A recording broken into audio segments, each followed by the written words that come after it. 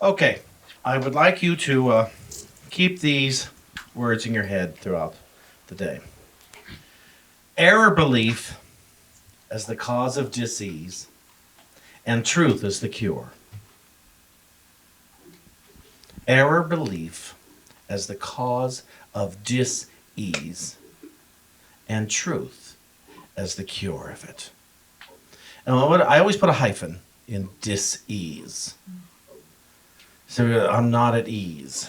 My body is not at ease. My mind is not at ease. I don't like to call myself sick, although I have experiences of what people would call sickness. Today's talk is called One Belief Away from Wellness. And today's talk theme is about Phineas Parker Quimby. I'm doing this series on the ancestors of New Thought. And Phineas Parkhurst Quimby, if you want, but I prefer Phineas P. Quimby. He is considered by some to be the father of New Thought. Emma Curtis Hopkins is considered to be the grandmother of New Thought, or the teacher to the teachers. I don't know that Mr. Quimby would have called himself the father of New Thought, but he worked almost entirely with thought as the cure for what ails us, and thought as the cause of what ails us. And to look at it, and it's not about, okay, what do I do now? It's not about blaming ourselves, because that's a thought that creates dis-ease. Self-accusations. Don't make up what other people are saying to you. It's just because they say it this way doesn't mean that's what it means.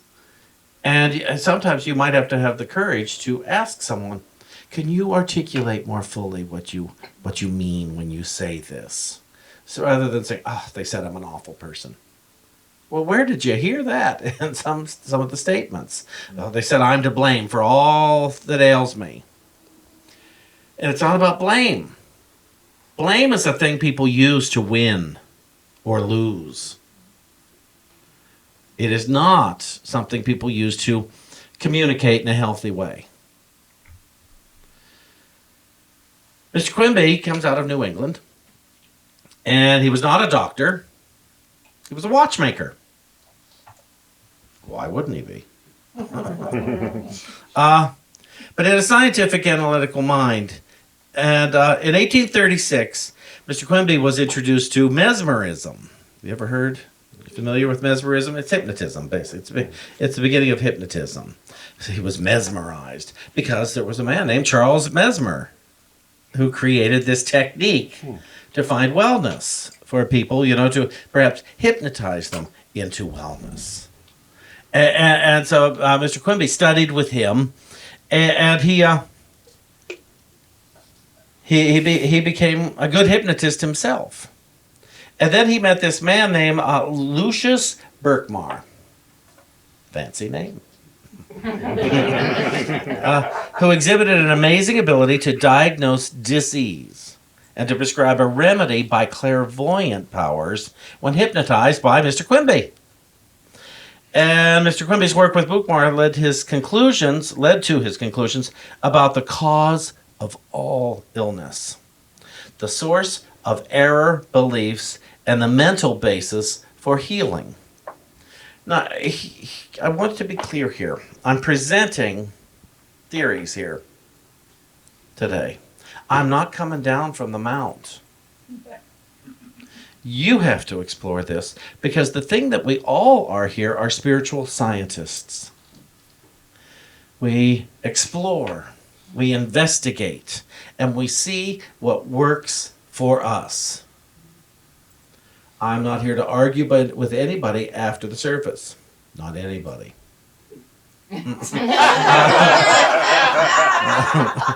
Not anybody. Quimby eventually came to understand that the cause of the cure was not remedied by, or was not the remedy prescribed by Berkmar, but rather that Berkmar's remedies were removing erroneous beliefs in the mind of the person being healed. This led Quimby to see that the cause of disease is an erroneous belief. A belief in something that is not true. So many of us experience dis-ease, disharmony, because of things we were told as children, and we, in our ignorance as children, agreed with them. We didn't know better. You know, when I say your ignorance as a child, that's not an attack. Ignorance means you didn't know. You didn't know. And you have these great big adults. These great big insane adults who didn't know. They just didn't know. And then we became a great big insane adult, telling ourselves the stories about ourselves that aren't true. We tell ourselves stories about planet Earth that aren't true. We tell ourselves stories about each other that aren't true. And then I look in the mirror and I tell myself stories that aren't true. Oh, look at my hair where it used to be hair. Look at my weight. Oh, look at this. Oh, I have a bad cold. I want to kick people when they tell me, oh, you had a really bad cold, Shawn. It's like, no, I didn't have a bad cold. I had a really inconvenient cold. It wasn't bad, it just was inconvenient. Don't give it meaning it does not possess. Imagine if you looked around your life and you refused to give it meaning it does not possess. Imagine how much more quickly you could heal. That you could have a correction in your mind or a miracle. Imagine the things that we could do if we weren't telling ourselves we couldn't. You know, I got a lot of quirks. Got a lot of stuff going. You've heard about, about my phobias, things. But those are things they're not mine. They're stuff I'm experiencing. And I don't know exactly why. They just kicked in. I noticed last week, though, the thing that developed a few years ago about bridges wasn't happening. I drove over every bridge we were near in Florida, and the Whitestone Bridge and back, and my hands didn't sweat. I didn't feel like maybe I could have a stroke at any second. There was none of that going on. My head wasn't pounding. And I observed. I didn't tell myself stories. I just observed. Oh, okay, the willingness to heal is kicking in. The willingness to know that the bridge has no power. Now, we were in St. Pete. I still wasn't going to drive over the Sky Bridge. Because the Sky Bridge is just this close to heaven. And I didn't feel like driving that high. Oh, it's a high bridge. In my best days, I didn't like driving over the Sky Bridge. I did it a few times, and it's like, oh man, that's painful. And mentally, where is it? St. It's on the way to Sarasota. If you go from St. Pete to Sarasota, it's very high. Very high. So, I love this. Man is made up of truth and belief. And if he is, where'd it go? And if he is deceived into a belief that he has or is liable to have a disease, the belief is catching and the effect follows it. Remember, cause, effect. Cause, effect. If I have a cold, I'm miserable because I have a cold. No, I am miserable because I have a belief in colds. I have an erroneous belief in sickness. That's what the misery is. Most of us just want to get rid of the symptom and not think about this deeply about things. It's like, oh, why me, God? Really, another cold? Really, me, God? Why this? Why me, God? Why this? Why not you? Why not you? This is your chance to heal your mind, your spirit, your body. Why not you? The cure for the erroneous beliefs that cause disease is the truth. Capital T, truth. What is capital T, truth, for those of you who don't know? It is that which does not change. It is not about opinion. It is not about something temporary. When I use the word truth, it means that which does not change. When I use the word principle, it is that which does not change. When I use the word love with a capital L, it is that which does not change. I had to find some way for myself to communicate to my own mind so that I could know what I'm talking about without compromise. And so I pass this information along whenever anybody's willing to listen. And so you seem to be today. So I'm passing this information along, and we're going to go from there. So Quimby is saying disease is what follows an opinion. How about that? Disease is what follows an opinion. It is made up of mind diverted by error. And truth is the destruction of this opinion. And that's why I use the technique, Spirit, tell me the truth about this. Tell me what to think about this. Spirit to me is that highest voice within me. It's I don't tend to say, God, tell me what to do. I'm working more and more at not getting God, trying to get God to do something. Because God doesn't do anything. God has already done whatever God will do. Now it's about me accepting it. Whatever I want. And if I'm praying for a new bicycle, which I'm not likely to do, but you get my point. If I'm praying for a new bicycle, what I'm actually asking is myself to give myself a new bicycle. If I am praying to release weight, I'm praying to myself. I am consciously acknowledging that there, in infinite wisdom, is a way to do that. That does not have to be a burden. That is not filled with shame. That is not telling myself I am somehow bad for not already having given it to myself. That shame tactic does not work. I remember somebody, oh man, it hurt my feelings to read it. It was on Facebook. It was the brother of somebody who used to come here. He was a very large man. And he on Facebook, he called himself the most vile names in the attempt to lose weight. Just the hate, self-loathing as a technique for love. Because, let's face it, somebody wants to, oh my gosh, I'm popular.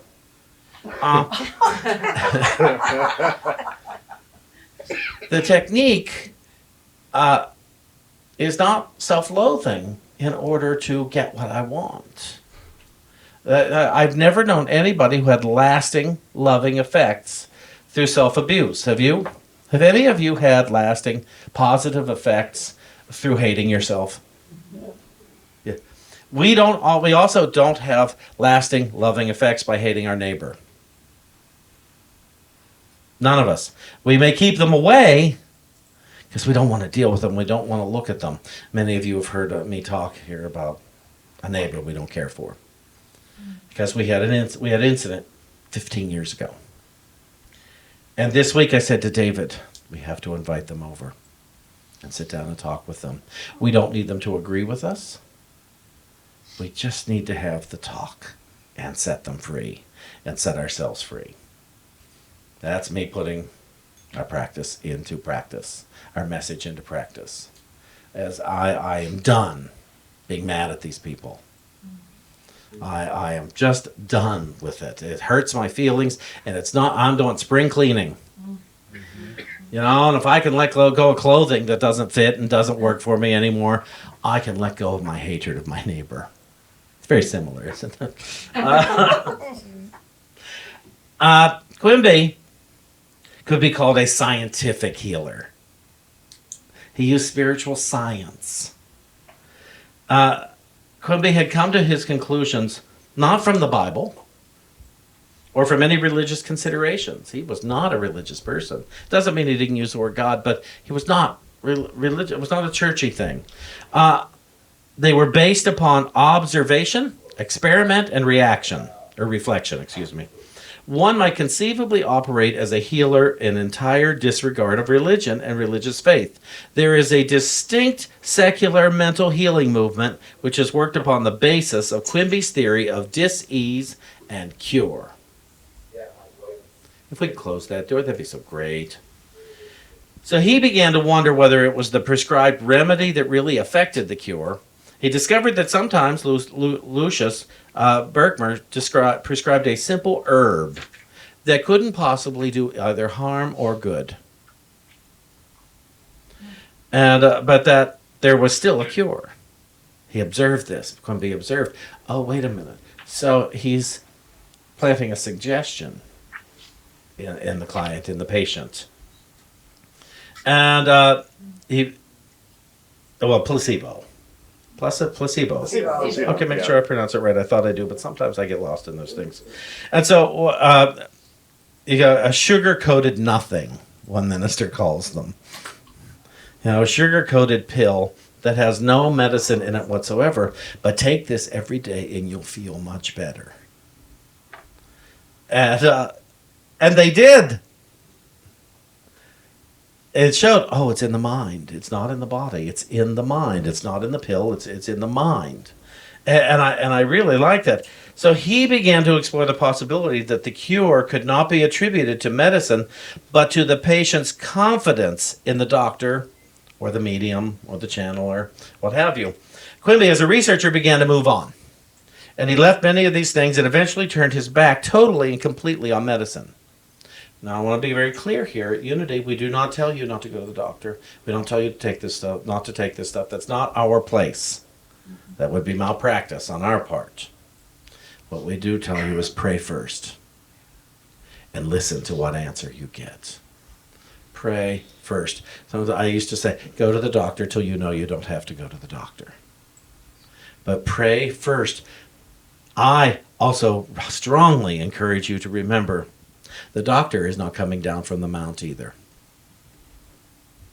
You are in partnership with your doctors, with your medical practitioners. They have a mind, you have a mind.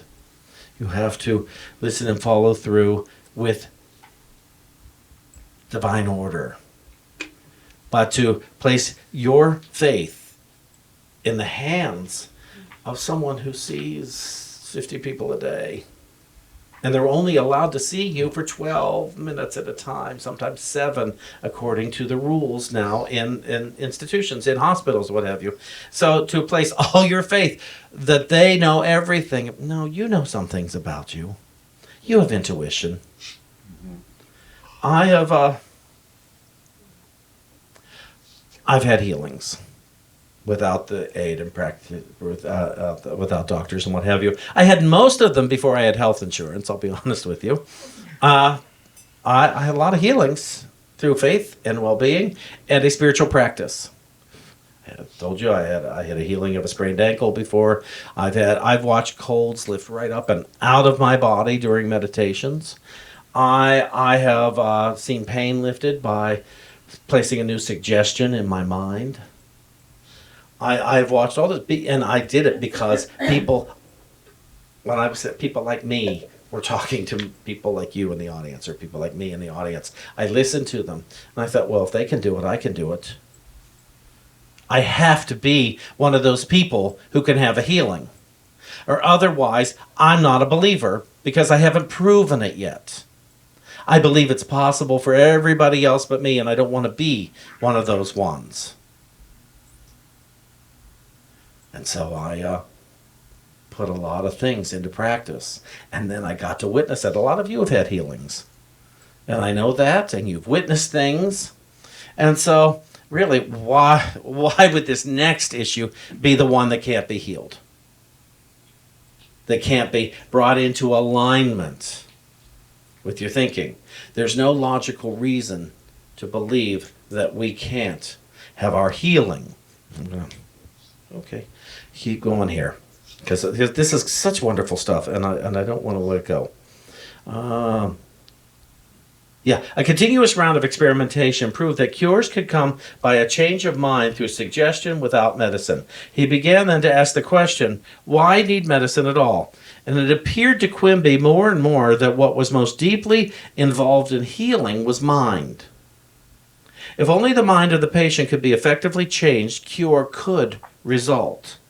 There was a slow transition to his ultimate philosophy and practice, which is kind of hard to trace because his books, his notes, they say were just barely legible.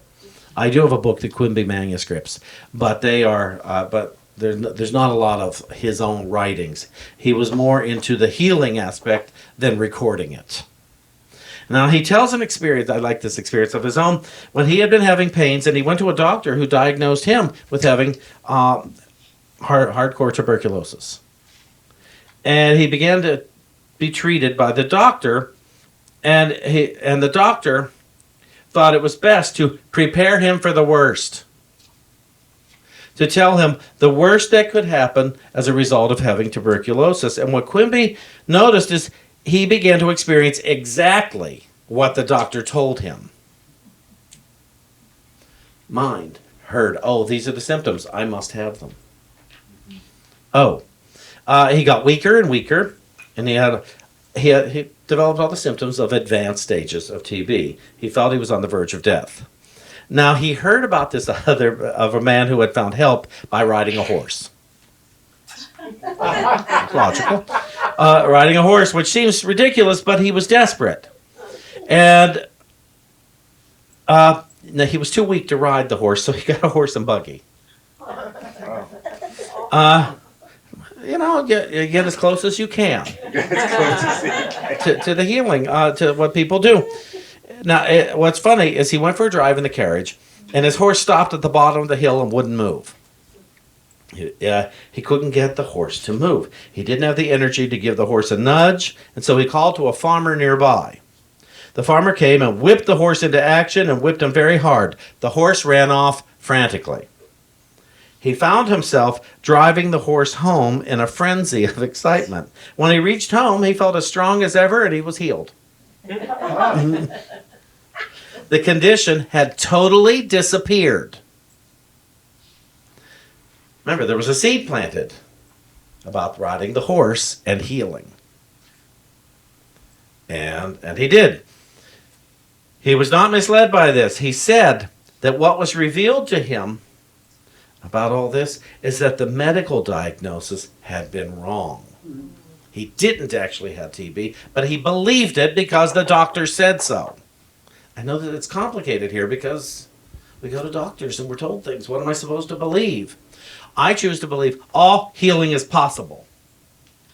Now, Spirit, guide me. I'm open and I am listening. It also led him to realize that regardless of whether a diagnosis is wrong or not, if a diagnosis suggests certain tendencies in the person, he will have them.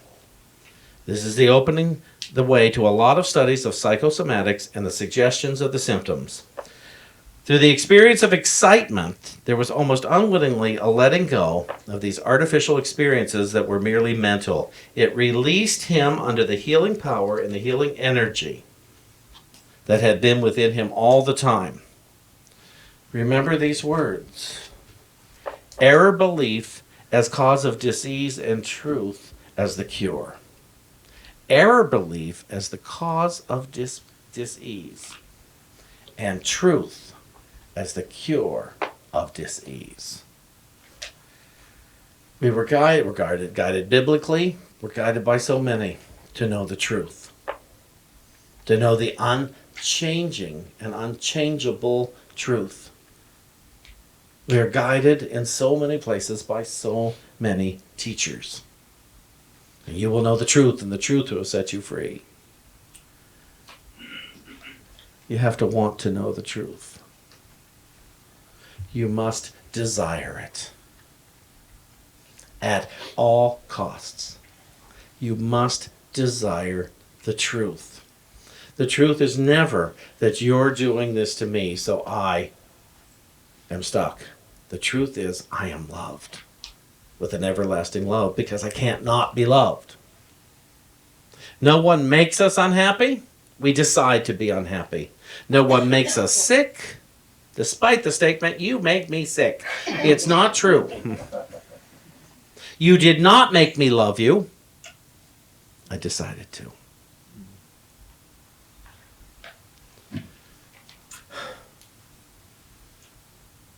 Can we steal? Can we be stolen from? I don't know. If something is taken away from me, was it mine to begin with? My friend Sidney Meyer says, if you call your dog and he doesn't come, he's not your dog.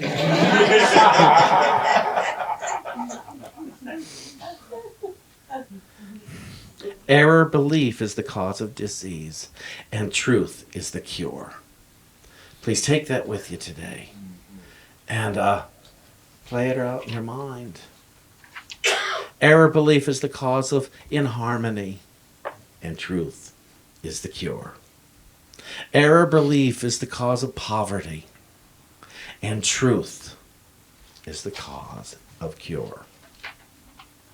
Error belief is the cause of all that ails me. Don't hate it. Observe it. And get on board with discovering what the truth is. There is truth, unchangeable, loving, kind, generous truth that will heal us all in our mind and then in our body. Thank you.